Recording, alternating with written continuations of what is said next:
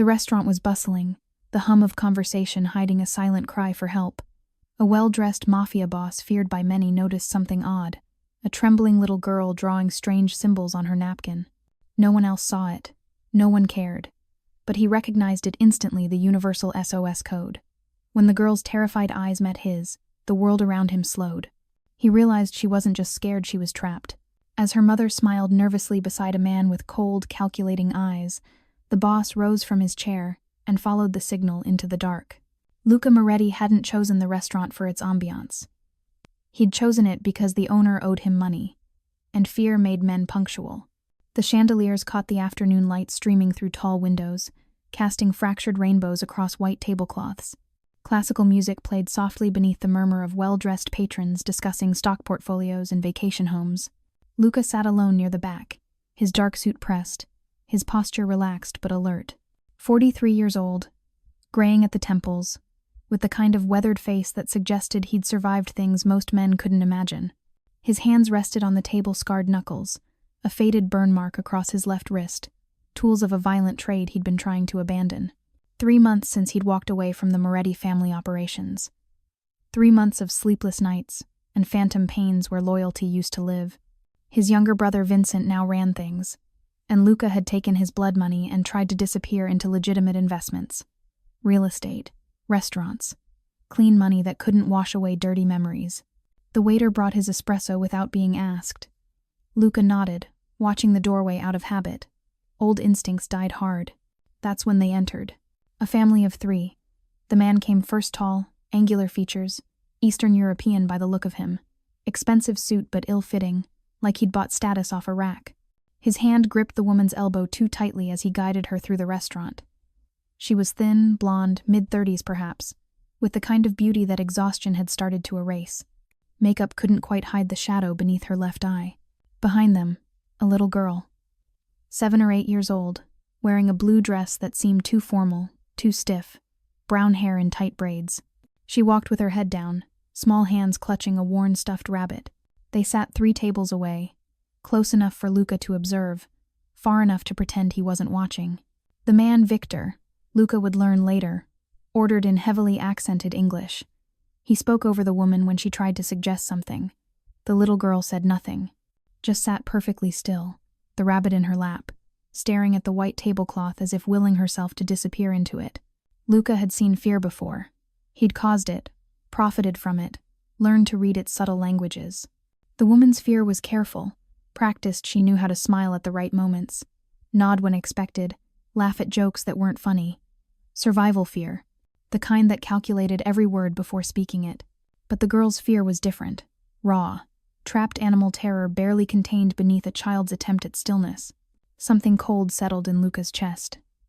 He lifted his espresso, the cup suddenly feeling too heavy.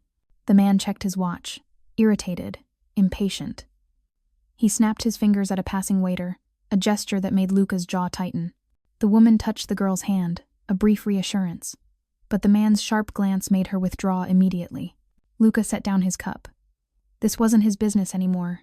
He'd promised himself no more violence, no more getting involved in things that would pull him back into the darkness. He had enough blood on his hands to drown in. But he couldn't stop watching. The girl's shoulders were trembling, barely visible. Just the slightest quake, like autumn leaves before they fall. The meals arrived. Pasta for the man, salad for the woman, chicken fingers for the girl, which sat untouched on her plate. Luca ordered another espresso he didn't want, buying time, though he couldn't articulate why.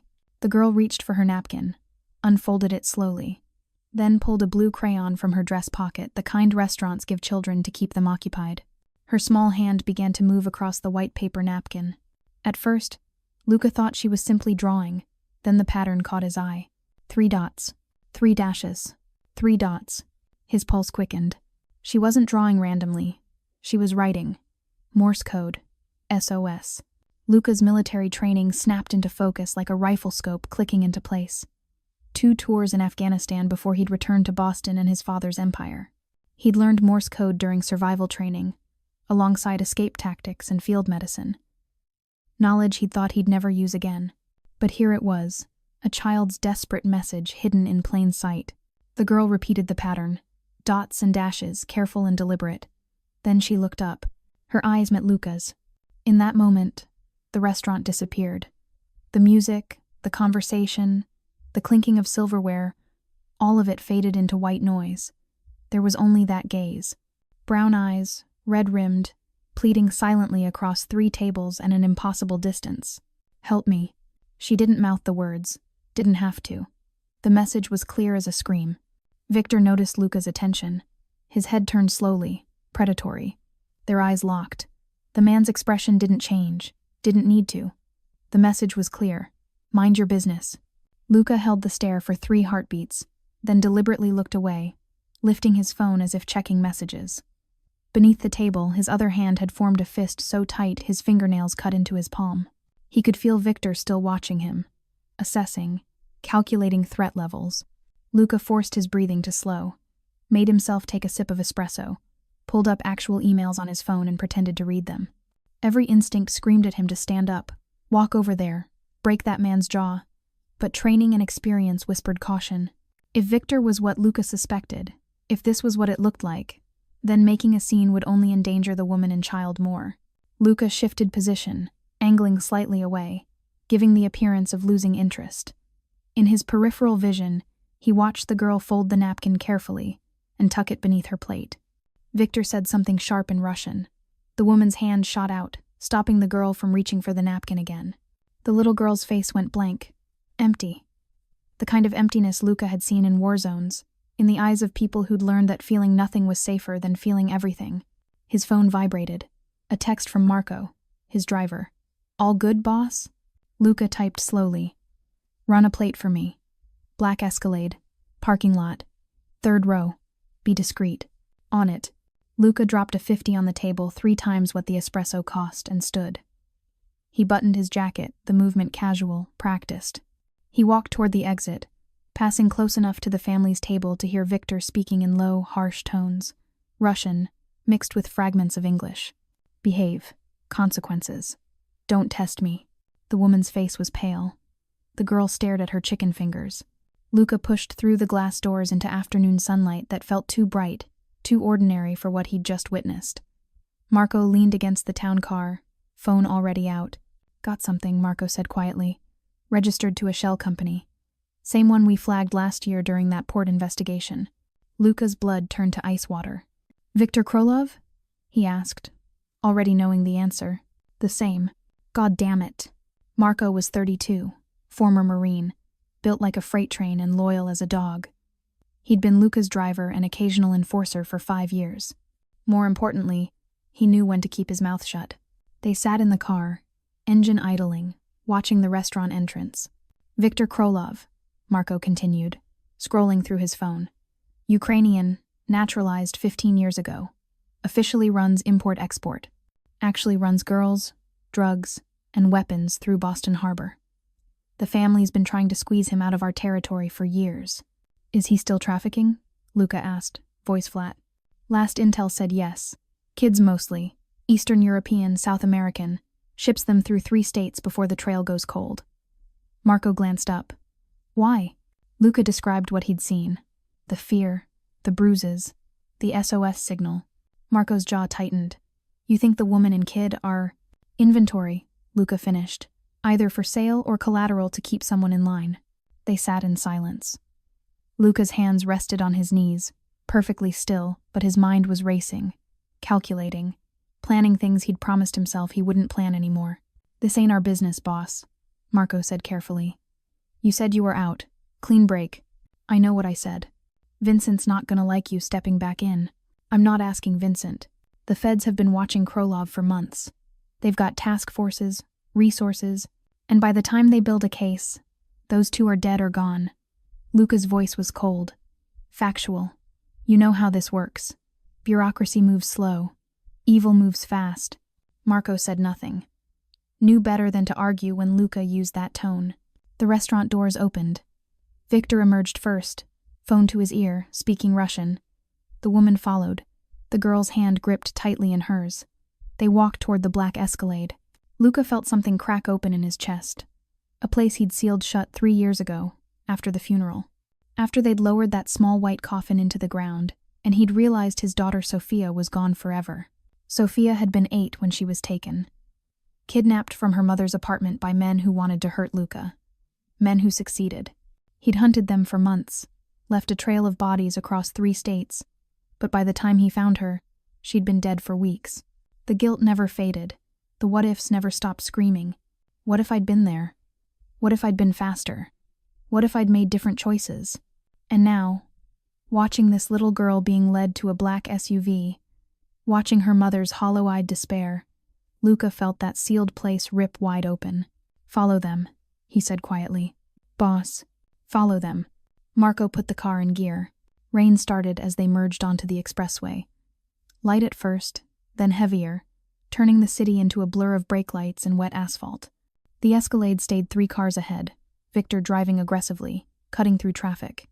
Luca's phone rang. Vincent's name on the screen. He declined the call. They'd been following for 20 minutes when Marco spoke again. "If we do this, and I'm not saying we should, we can't half-ass it. Krolov's connected. Russian mob, Chechen networks. You go after him, you're starting a war. Then we finish it fast. And if Vincent finds out, he won't." Luca pulled open the glove compartment. The Glock 19 sat nestled in foam padding, along with 2 spare magazines and a suppressor he'd kept meaning to throw away. Not until it's done. His hands remembered the weight of the gun, muscle memory from 1,000 repetitions. Check the magazine, chamber around, safety on. All of it automatic, like breathing. Sophia used to ask why he carried a gun. He'd told her it was for protection, which was both true and completely inadequate. How do you explain to an 8-year-old that some men only understand violence? That sometimes the only language evil speaks is the one written in blood? She'd accepted his answer with the simple faith children have in their parents. Trusted that Daddy knew best. Believed he'd always keep her safe. And he'd failed. The Escalade took an exit toward the industrial district. Warehouses and shipping containers. Perfect place for things you didn't want anyone to see. "We're getting close to Krolov's territory," Marco said. "If this goes sideways, I know. Do you?" Marco glanced over, expression hard. "Because last time you went on a vengeance run, it took 6 months and a dozen bodies before you came back to yourself. I was there, remember? I pulled you out of that basement in Providence when you'd been awake for 3 days straight, covered in someone else's blood, still looking for Sophia." Luca said nothing. Remembered. That basement. The man zip-tied to a chair. The things Luca had done to extract information, piece by agonizing piece. And at the end of it all, the revelation that Sophia had been dead before he'd even started looking. The rage that had kept him standing had evaporated in an instant, leaving only an emptiness so vast he'd considered eating his own gun. Marco had stopped him. Literally wrestled the pistol away. Driven him home, cleaned him up, made sure he didn't do anything permanent. "This is different," Luca said quietly. "Is it? She's alive. I saw her. I can save her. Or you can get her killed trying." The Escalade turned into an industrial park. Marco killed the headlights and followed at a distance, using parked trucks for cover. Luca's phone buzzed again. A text from his contact at Boston PD, Detective Rachel Carson. "Heard you were asking about Viktor Krolov. Don't. He's federal now. Stay clear." He typed back, "Need to meet. Urgent." The response came immediately. "No. Hands off, Luca. I mean it." He pocketed the phone. The Escalade stopped in front of a corrugated metal warehouse. Lights on inside, visible through grimy windows. 2 men stood outside smoking guards, from the way they positioned themselves, hands near their waistbands. Victor got out, opened the rear door. The woman emerged slowly, helping the little girl out after her. In the sodium vapor lights, Luca could see the girl was crying silently, tears streaming down her face. Something final crystallized in Luca's mind, a decision that felt less like choice and more like inevitability. "I need you to do something," he said to Marco. "Anything. If I don't come back out if this goes bad, you call Carson. Give her everything. Names, locations, what we saw. Make sure the woman and kid get out. Boss, promise me." Marco's hands tightened on the steering wheel. "I promise, but you're coming back out." Luca nodded. Didn't believe it. Didn't need to. He checked the Glock again, attached the suppressor with practiced efficiency, slipped 2 spare magazines into his jacket pocket. "Give me 30 minutes, he said, opening the door. If you hear gunfire, call everyone: cops, feds, fire department. Create chaos. In chaos, people escape. Rain soaked through his jacket immediately. Cold. Cleansing. Luca, Marco called. He turned back. Make it count. Luca allowed himself a small smile. Then he disappeared into the darkness between warehouses, moving toward the light like a moth with nothing left to lose. The warehouse sat in a pocket of industrial wasteland where streetlights had long since burned out. Luca moved along the perimeter, staying low, using shadows and rusted equipment for cover. His shoes, $1,000 Italian leather, were completely wrong for this, but he'd stopped caring about such things around the time he'd loaded the gun. 2 guards at the front. He counted 3 more around the building through gaps in the walls. 5 visible. Probably more inside. Krolov was paranoid, which meant well protected. Luca circled to the east side where a loading dock sat adjacent to a dumpster overflowing with refuse. The smell was foul, rotting food and chemicals. He climbed onto the dumpster's lid as quietly as possible, then pulled himself onto a rusted fire escape. The metal groaned beneath his weight. He froze, waiting to see if anyone noticed. Nothing. The rain helped, covering small sounds. He climbed 2 stories to where a broken window gaped open like a missing tooth. Carefully, he slipped through, dropping into darkness. His eyes adjusted slowly. He was in an office abandoned, judging by the decade of dust coating every surface. Paperwork scattered across a desk, calendars frozen in 2011. The company that had owned this place was long gone, leaving only shadows and silence. Voices drifted up from below. Men speaking Russian, laughing about something. A woman's voice, pleading. Victor's sharp reply. Luca moved to the door, tested the handle. Unlocked. He eased it open, emerging onto a catwalk overlooking the warehouse floor. Below, lights illuminated a nightmarish scene. Shipping containers lined the walls, many with padlocks securing their doors. In the center, a makeshift living area: cots, a table, supplies. Victor stood beside the table, phone in hand. The woman sat on one of the cots, arms around the little girl. 5 guards spread throughout the space, weapons visible. And there were others. 3 more women, younger, early 20s at most, Eastern European features. They sat against a far wall, watched by a guard with an AK-47. A trafficking operation. Just as he'd suspected. Luca's finger found the Glock's trigger. From this angle, he had clear shots at 3 guards, maybe 4 if he moved fast. But that would leave 2, plus Victor, and the risk to the captives was too high. He needed better odds. He scanned the warehouse for options. Fuse boxes on the far wall, overhead lights suspended by chains, a forklift parked near the loading dock. And then he noticed it near the north wall, partially hidden behind containers. A steel drum marked with hazard symbols. Industrial solvent, probably. Flammable. An idea formed. Reckless. Desperate. Exactly the kind of plan that got people killed. Perfect. He withdrew slowly, back into the office, closed the door silently, moved through the darkness to a door on the opposite side that led to a different section of the building. The old warehouse was a maze of forgotten rooms and blocked corridors. He navigated by feel and faint light from gaps in the walls, working his way down and around, trying to reach the ground floor without being seen. A stairwell, half collapsed. He descended carefully, testing each step. Almost there. Then a voice behind him. Don't move. Luca froze. Hands where I can see them. Slow. He raised his hands, the Glock still gripped loosely in his right. In the peripheral darkness, he could just make out a figure, one of the guards, holding a pistol aimed at his center mass. Drop gun, the man said in broken English. Now. Luca's mind raced. The man was 10 feet away. Too far for a disarm. Too close to miss if he fired. Easy, Luca said softly. I said drop. The man's finger tightened on the trigger. Time slowed. Luca saw the change in pressure, recognized the telltale micro-movements that preceded a shot. Training took over, his body moved before conscious thought completed. He dove left, rolling, bringing the Glock up. 2 suppressed shots, barely louder than coughs. The guard stumbled backward, hitting the wall, sliding down. Luca was on him in seconds, catching the body before it could fall noisily. The man's eyes were already glazing, dead or dying. Damn it. No going back now. The moment shots were fired, the clock started. Someone would notice the guard missing. Someone would investigate. He had minutes, maybe less. Luca moved faster now, abandoning stealth for speed. Through a doorway, down a corridor, emerging near the ground floor of the main warehouse space. He could hear Victor shouting orders.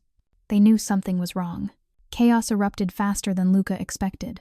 He'd barely reached the shadows behind the shipping containers when lights blazed throughout the warehouse. Someone had found the body. Shouts in Russian echoed off metal walls. Guards mobilized, weapons drawn, spreading out to search.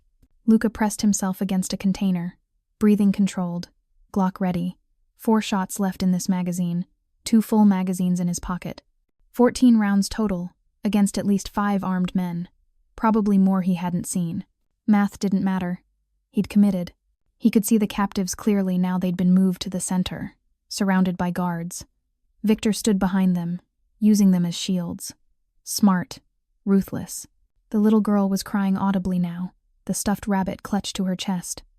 Her mother tried to calm her, but fear had her own voice shaking. Luca's jaw clenched. Getting them out would require something spectacular, something that would turn the odds in his favor despite the numbers. His eyes returned to that steel drum of solvent. He moved along the container wall, staying low, circling toward it. 20 feet, 15, 10. A guard appeared around the corner. They saw each other simultaneously. The guard's rifle came up. Luca fired twice chest shots, center mass. The man dropped. His rifle clattered loudly against concrete. "There!" someone shouted. Gunfire erupted. Bullets sparked off metal inches from Luca's head.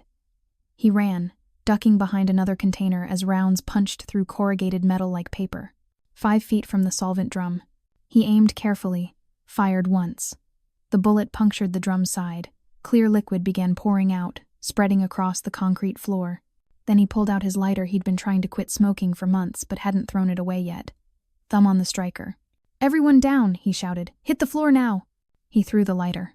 It tumbled through air, flame already ignited, landing in the spreading pool of solvent. The world turned white and orange. The explosion wasn't Hollywood massive, no fireball lifting the roof. But it was loud, violent, enough to blow out nearby windows and send flames climbing containers and walls. Guards scattered, shouting, confused. In that moment of chaos, Luca moved. He sprinted toward the center where the captives huddled. Victor had been knocked down by the blast, disoriented. 2 guards were on fire, screaming. The others had taken cover. "Go!" Luca shouted at the women. "Run! Loading dock, get out!" The younger women bolted immediately, survival instinct overriding confusion. The mother grabbed her daughter, stumbling up from the floor. Luca put himself between them and the guards. Fired 3 times at muzzle flashes in the smoke. Heard someone cry out. "Move!" he shouted again. The mother ran, daughter in her arms. The other women were already at the loading dock, forcing the door open. Victor rose from the ground, gun in hand, face twisted with rage. He fired wildly. Luca felt a round tug at his jacket, another crack past his ear. He aimed, squeezed the trigger. Click. Empty. He dove behind a crate, ejecting the magazine, slamming in a fresh one. 7 rounds. Victor was screaming orders. Boots pounded on concrete. They were regrouping, realizing the captives were escaping. Luca leaned out, fired twice at a guard rushing the loading dock. The man went down. The mother had reached the door. The little girl looked back one last time, those brown eyes finding Luca's through smoke and chaos. "Go," he mouthed. They disappeared into the night. Relief flooded through him, immediately followed by the recognition that he was still very much trapped in a burning warehouse with at least 3 armed men who wanted him dead. Time to leave. He ran toward the loading dock, keeping low. A guard emerged from the smoke, AK-47 rising. Luca fired first 2 to the chest, 1 to the head. The man dropped. 5 rounds left. The loading dock was 15 feet away. 10. Victor appeared, blocking the exit. Blood ran down his face from a cut above his eye, his pistol aimed steady despite the injury. "You're a dead man," Victor said in heavily accented English. "Not the first time I've heard that," Luca replied. He dropped and rolled as Victor fired.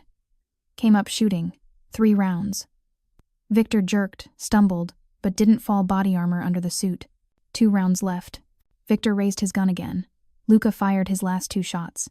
The first hit Victor's shoulder. The second, whether by luck or skill, caught him in the throat. Victor's eyes went wide. He tried to speak, couldn't. Fell to his knees, then face first onto concrete already slick with blood. Luca didn't wait to confirm the kill. He ran through the loading dock door into rain-soaked darkness. Sirens wailed in the distance, growing closer. Red and blue lights painted the industrial park. Marco's town car screeched to a stop 20 feet away, passenger door flying open. "Get in!" Marco shouted. Luca ran, dove into the passenger seat. The car was moving before he'd closed the door. In the rearview mirror, flames consumed the warehouse. Shadows fled in all directions.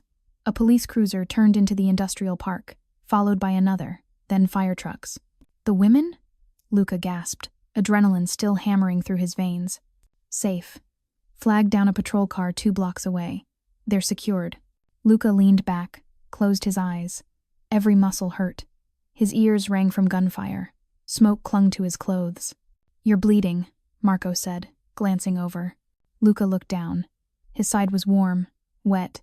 He pulled back his jacket, saw red spreading across his white shirt. He hadn't even felt the bullet.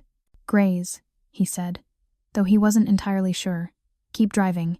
"Hospital?" "Safe house first, then we'll see."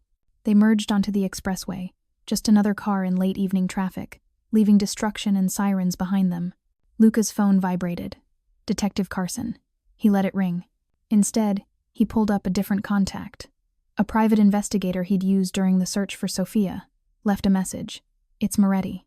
I need you to follow up on something from Krolov's operation. He said he'd sold girls matching Sofia's description. I need to know if any of them are still alive. Call me back." He hung up, stared out at rain-streaked windows. The little girl's face haunted him.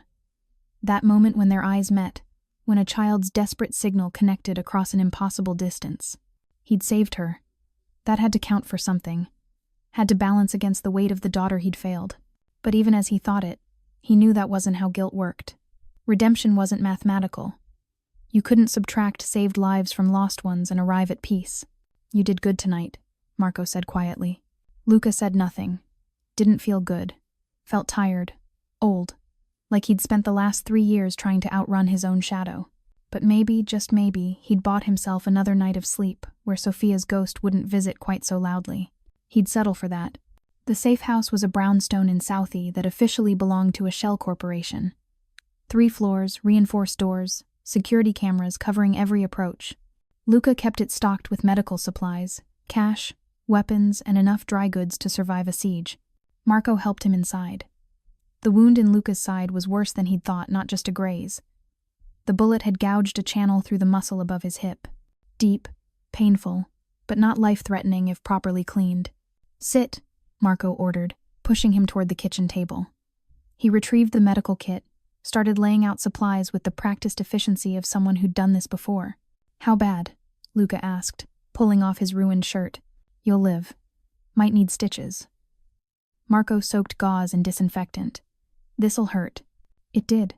Luca hissed through clenched teeth as Marco cleaned the wound, probing to make sure no fabric remained embedded. The pain was clarifying, pushing back the adrenaline fog. "Victor's dead," Marco said. "Working. I saw him go down." "Good. His organization won't take that well. Russians have long memories. Let them remember." Luca gripped the table edge. Anyone who deals in children deserves what he got. Marco started applying butterfly closures, pulling the wound edges together. "You know Vincent's going to find out. He has people everywhere. This kind of thing doesn't stay quiet. Then I'll deal with Vincent. He'll say you've brought heat on the family. Federal investigation, territory wars. Vincent can go to hell." Luca's voice was cold. "I walked away clean. This wasn't family business. This was personal." Marco taped gauze over the closures, then sat back. "Looks personal. But politics don't care about intentions. You killed a connected guy on what might be considered Moretti territory. Whether you want it to be family business or not, Vincent will make it his problem." Luca stood carefully, testing the injury. Pain, but manageable. He walked to the kitchen counter, poured 2 glasses of whiskey, handed one to Marco. "What about the women?" he asked. "Police have them. I heard it on the scanner, 5 victims recovered, all alive. Mother and daughter are being processed as witnesses. The others are from Eastern Europe, probably trafficked. ICE will get involved, immigration lawyers, whole bureaucratic nightmare, but they're safe." Safe. Such a relative term. They were alive, not being held by monsters, but traumatized, displaced, facing an uncertain future. Still, it was better than the alternative. Luca drained his whiskey, poured another. You should rest, Marco said. You look like hell. I need to know something first. He pulled out his phone, dialed Detective Carson. It rang 5 times before she answered. Are you insane? She hissed. No, hello. Do you have any idea what you've done? I saved 5 women from a trafficking operation. You executed Viktor Krolov and burned down his warehouse. The feds are crawling all over this. ATF, FBI, ICE. They're trying to salvage their investigation. Their investigation wasn't going to save those women. By the time they built a case, Viktor would have moved them. You know that. Silence on the line. When Carson spoke again, her voice was quieter. The little girl told us she drew the SOS because she learned Morse code from a survival book her real father gave her. Her mother was kidnapped 2 years ago in Kyiv. They've been held by Krolov's organization ever since. Luca closed his eyes. 2 years. That child had spent 2 years in hell. Her real father? He asked. American soldier, stationed in Germany. Lost contact when the mother was taken. He's been searching. We've notified him. He's flying in tomorrow. Good. Luca. Carson hesitated. The mother says a man in a dark suit saved them. Tall, gray at the temples, moved like military. She wants to thank him. Tell her she's welcome. And tell her I hope she gets her life back. I can't protect you from this. If the feds connect you... I know. Thanks, Rachel. He hung up before she could respond. Marco was watching him carefully. Now what? Now we wait. Luca sat down gingerly, feeling every year of his 43. For Vincent, for the feds, for whatever consequences come next. And if Vincent wants blood, then he'll have to take it himself. Luca met Marco's eyes. I'm done apologizing for doing the right thing. If that means war with my own family, so be it. Thunder rumbled outside. The storm was settling in for the night. Luca's phone buzzed. The private investigator, returning his call. He answered. Mr. Moretti. Got your message. I've been tracking Krolov's operations for another client. I have records, transactions, photographs. Several girls matching the age range you described were moved through his network. Luca's hand tightened around the phone. How many? 4 that I can confirm. Eastern European mostly, but 2 possible Americans. I can send you the files. But Mr. Moretti, most of these trails are cold, years old. The likelihood of... Send them anyway. Of course. I'll warn you though, some of these cases ended badly. Very badly. I don't want you to get your hopes. Just send the files. He hung up. Stared at the phone as if it might burn him. Sophia? Marco asked quietly. Luca nodded. Viktor said he'd sold girls matching her description, bragged about it before he died. It's probably nothing. She's been gone 3 years. The odds said that little girl tonight wouldn't get out either. Fair point.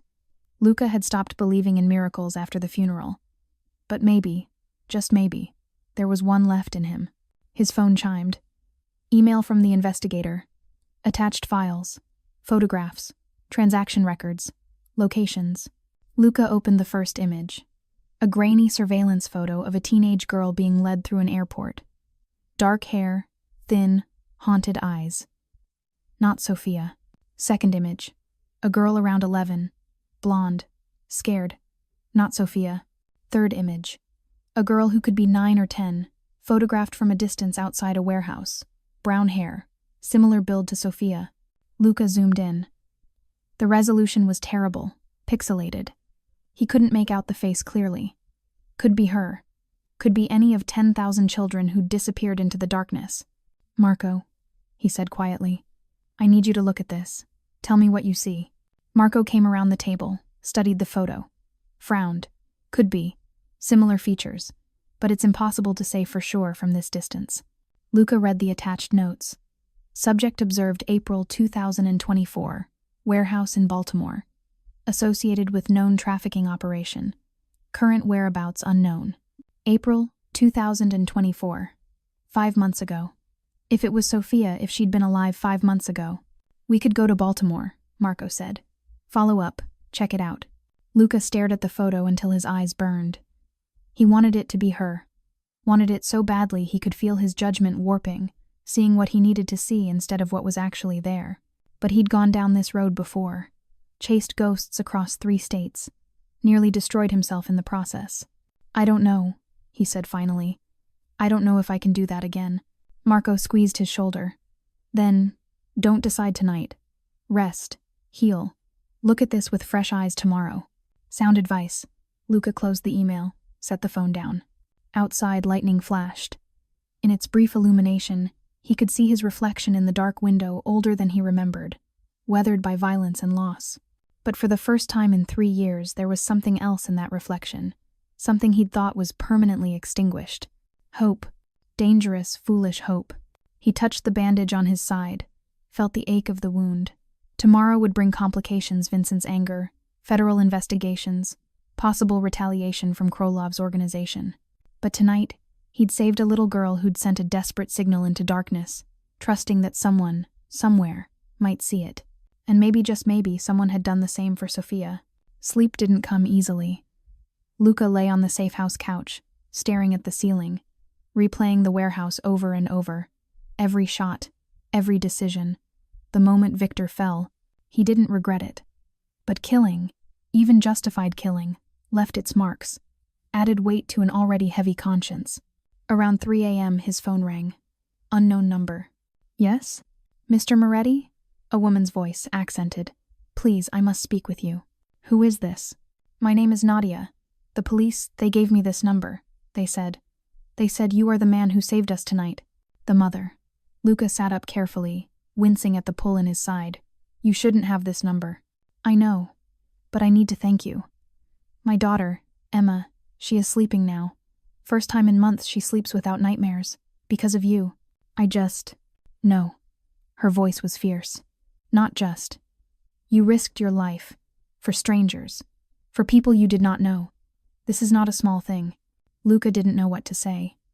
Marco was watching from the kitchen doorway, coffee cup in hand. "Victor is dead?" Nadia asked, voice dropping. "Yes." A long exhale. Relief, palpable even through the phone. "Good. I wish I could have done it myself. For what he did to us. To those other girls. To..." Her voice cracked. "To everyone he hurt." "Where were you taken from?" Luca asked. "Kiev. 2 years ago. I was a teacher. Emma's father, my husband. He died in the war, I thought. I thought America would be safe. Better opportunity. A man offered us documents, passage. It seemed legitimate. It never is. I know that now." Bitterness colored her words. "They took our passports the moment we landed. Said we owed money for the trip. 10,000 American dollars.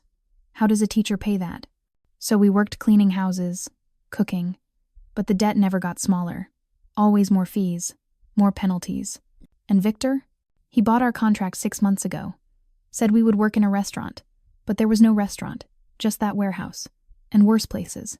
Her voice dropped to barely a whisper. "Emma never. He never touched her that way.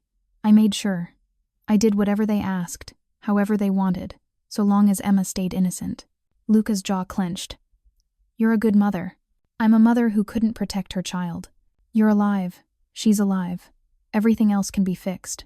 Silence. Then, Emma drew the signal because she remembered. Her father taught her Morse code as a game when she was small. She never forgot. And you remembered too. Military training. I don't care where you learned it. I care that you saw. That you acted. Nadia paused. "The police say Emma's father is coming tomorrow. I'm afraid." "Afraid of what?" "That he will hate me. For what happened. For what I became." Luca thought of Sophia. Of the guilt that never stopped gnawing. "He'll just be grateful you're alive. Trust me." "I hope you're right." Her voice steadied. "Mr. Moretti, Emma wanted me to tell you something. She says you looked sad.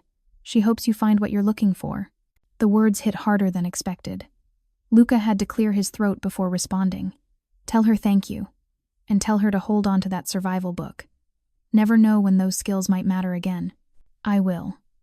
"And Mr. Moretti, whatever happens to you because of tonight, know that you saved more than lives. You saved hope." She hung up before he could respond. Marco set down his coffee. "You okay?" "I don't know," Luca admitted. That kid told her mother I looked sad. 8 years old, and she's worried about me after everything she's been through. Kids see things we don't. They haven't learned to hide from the truth yet. Luca stood, walked to the window. Dawn was beginning to break pale light, pushing back the darkness. The storm had passed, leaving the city washed clean. His phone buzzed again. Text from Vincent. We need to talk. Now. Here it comes. Want me to drive you? Marco asked. No. This is my mess. I'll face it alone. Luca. I mean it. He turned, met Marco's concerned gaze. You've done enough. You've risked enough. Whatever happens with Vincent, I don't want you caught in the crossfire. That's not how this works. It is today. Luca grabbed a clean shirt from the closet, pulled it on carefully over the bandage. Vincent's probably at the office. I'll go there, have the conversation, see where things stand. And if he doesn't like where they stand, then I guess I'll need a new last name. He checked the Glock still in his jacket pocket, decided to leave it.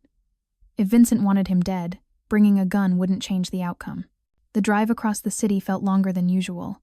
Morning traffic was building, commuters starting their ordinary days. No one knew that last night a warehouse had burned, that women had been freed, that a man had died choking on his own blood. The world kept turning regardless, indifferent to individual dramas.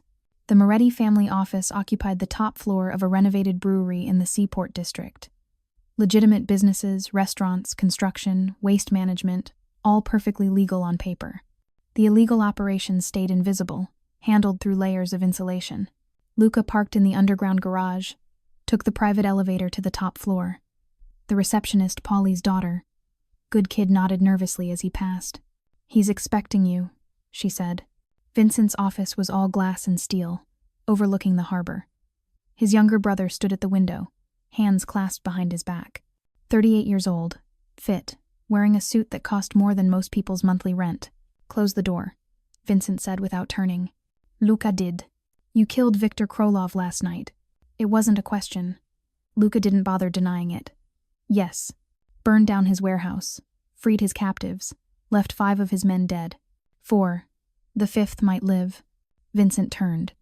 His face was unreadable, the practiced neutrality of a man who'd learned young to hide what he was thinking. Do you have any idea what you've done? I saved a woman and child from a trafficking operation. You started a war. Vincent's control cracked. Krolov was connected to the Brava, to Chechen networks. They'll demand blood for this. And not just yours. Everyone associated with the Moretti name will be a target. Then cut me loose. Publicly disavow me. Say I acted alone, without family sanction. You think it's that simple? It is that simple. Luca stepped closer. I walked away 3 months ago, remember? You got what you wanted, full control, no complications. I kept my mouth shut, took my money, stayed out of your way. Last night wasn't family business. It was personal. Everything is family business. Vincent slammed his hand on the desk. You don't get to pick and choose. Not with our name, our history. I don't have your name anymore. The words hung in the air like smoke.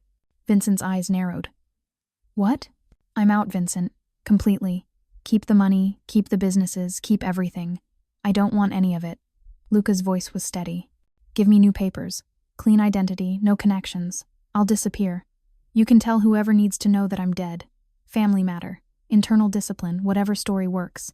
You're serious. Completely. Vincent studied him for a long moment. This is about Sophia, isn't it? You think if you play hero enough times, it'll somehow bring her back. This is about not wanting to be the kind of man who sees a child in danger and does nothing. Very noble. Vincent's tone was acid. And what about the rest of us? The people who depend on stability, on not having federal task forces breathing down our necks. You'll survive. You always do. Vincent walked to the window again, silent. Outside, boats crossed the harbor. Seagulls wheeled through morning air. Normal life, continuing. If I do this, Vincent said finally, you're dead to me. To the family. No coming back, no favors, no protection. You'll be completely alone. I know. And if someone comes for you, Russians, Chechens, whoever, you're on your own. I understand. Vincent nodded slowly. I can have papers ready in 48 hours. New identity, passport, driver's license, the works. You'll need to lay low until then. The safe house in Southie. No, Too obvious. Use the cabin in New Hampshire. I'll send word when everything's ready. Vincent turned back. For what it's worth, what you did last night saving those women, Dad would have been proud. Luca felt something tighten in his chest. Their father had been many things: violent, ruthless, unforgiving, but he'd also had a code.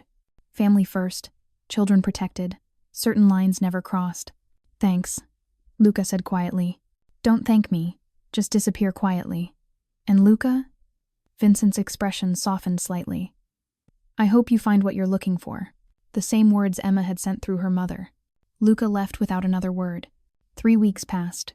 Luca spent them in New Hampshire, in a cabin so remote the nearest neighbor was 5 miles away. Marco brought supplies once a week, but otherwise stayed in Boston, keeping distance to maintain plausible deniability. The wound in Luca's side healed slowly. He spent days reading, thinking, planning. The private investigator's files sat on the kitchen table, 4 possible leads on girls matching Sophia's description. He looked at them every day, tried to determine which were worth pursuing, which were ghosts. The news covered the Krolov takedown extensively. Federal agents claimed credit for the raid, conveniently leaving out the part about an unknown vigilante starting the whole thing. 5 women freed, dozens of trafficking victims identified through recovered records, several arrests of Krolov's associates. Nadia and Emma had been reunited with Emma's father. The news showed them at the airport, the man dropping to his knees, wrapping his arms around his daughter, tears streaming down his face. Nadia hovering nearby, uncertain, until he pulled her into the embrace too. Luca watched the footage 3 times. Felt something like peace. Detective Carson called once. You're lucky. The feds decided it's not worth the political mess to track down whoever burned that warehouse. Officially, it's an ongoing investigation with no suspects. Tell them thanks for the courtesy. I'm not telling them anything.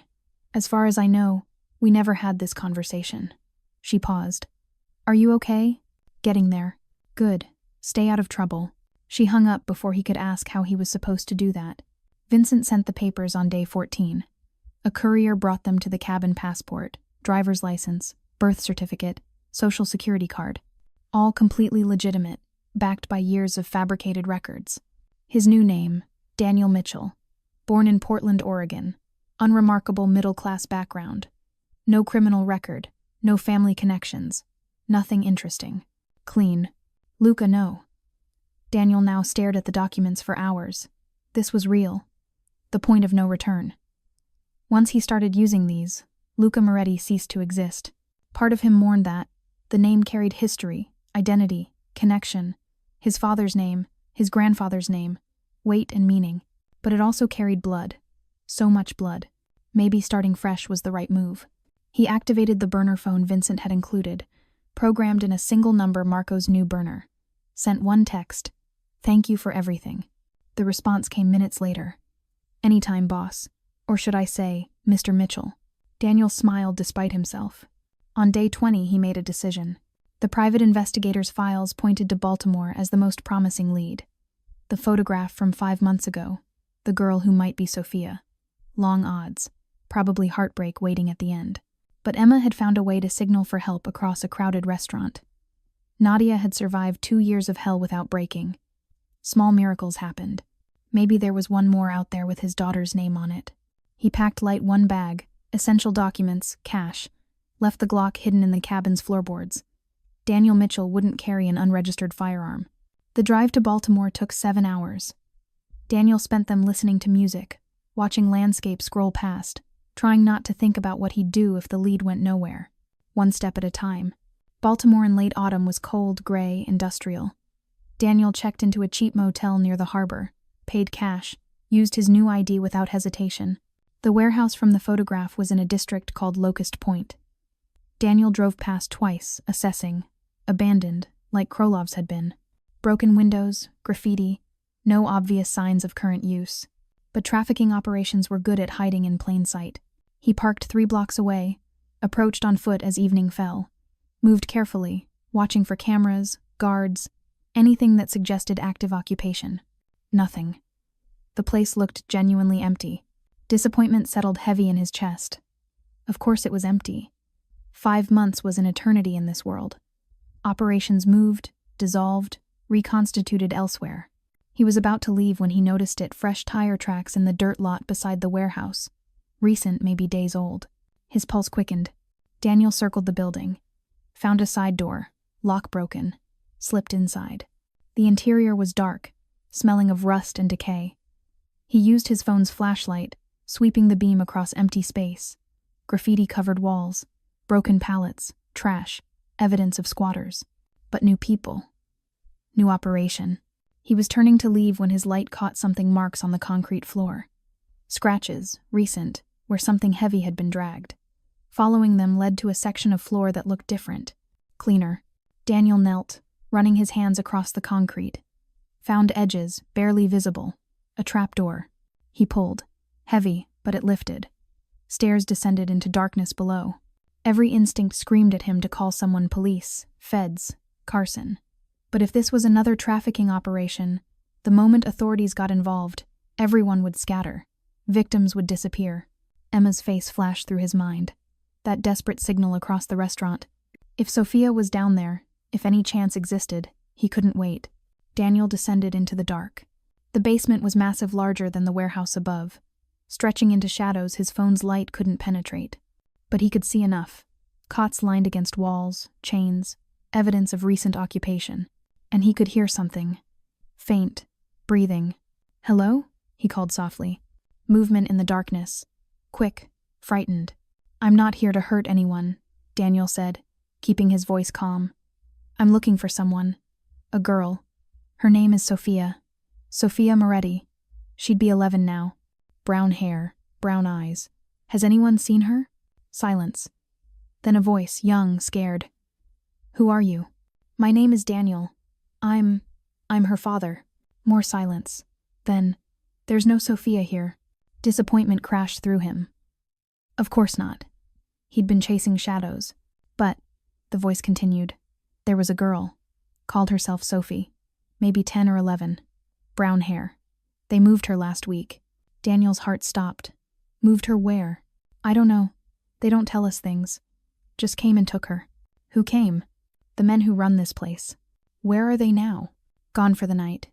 They'll be back tomorrow." Daniel made a decision. "I'm getting you out of here. All of you." "How many?" "6 of us." "Can you walk?" "Yes." "Then come to my voice. Slowly. We're leaving." It took 15 minutes to get them all upstairs. 6 girls between ages 9 and 16. Malnourished, terrified, clinging to each other. Daniel gave them his jacket, his phone for light, anything that might help. They emerged into cold night air. The girls flinched at the freedom, as if expecting it to be snatched away. Daniel called 911 from a payphone 2 blocks away, gave the location, hung up before they could ask questions. Then he waited with the girls until sirens approached. Made sure they were safe before disappearing back into shadows. 2 months later, Daniel Mitchell lived in a small apartment in Portland, Oregon. He worked construction, paid bills, lived quietly. No drama, no violence, no history chasing him. But every week, he checked in with the private investigator. Followed leads on Sophie, the girl who'd been moved. The trail was thin, but not dead sightings in Philadelphia. Then New York, then nothing. He didn't give up. Couldn't. One Wednesday evening, his burner phone rang. The investigator. "Mr. Mitchell, I have something. It's not confirmed, but a girl matching the description was seen at a shelter in Brooklyn. 11 years old, called herself Sophie. She ran away before authorities could properly document her." Daniel's hand tightened on the phone. "Where is she now?" "Unknown. But Mr. Mitchell." She asked the shelter workers a question before she left. Asked if they knew a man named Luca. Said her father's name was Luca. The world went silent. "She remembered," Daniel whispered. "It's possible. I'm trying to track her movements. If she's in Brooklyn, she can't have gone far." Daniel was already grabbing his jacket. "Send me everything you have. I'm coming to New York." "Mr. Mitchell, you should know the operation that had her is connected to people who might recognize you. If Krolov's associates, I don't care. If there's any chance that's my daughter, I'm finding her." He hung up. Looked around the apartment, the life he'd been trying to build, safe and anonymous. It had been a nice fantasy while it lasted. Daniel Mitchell had work to do. And maybe, just maybe, Luca Moretti still had one more person to save. His daughter. He grabbed his go bag, the one he'd kept packed just in case. Pulled out a burner laptop, logged into encrypted email, sent a message to Marco. Brooklyn. Possible lead on Sophia. Might need backup. The response came within minutes. I'll be on the next plane. Don't do anything stupid until I get there. Daniel smiled grimly. Too late for that. He'd done something incredibly stupid 3 months ago when he'd followed a little girl's signal into danger. But Emma was alive because of it. 6 girls in Baltimore were free because of it. Maybe stupid wasn't the worst thing to be. He locked the apartment behind him, left the key under the mat. Might need it again someday. Might not. Either way, he was done running from the dark. Time to chase one last signal home,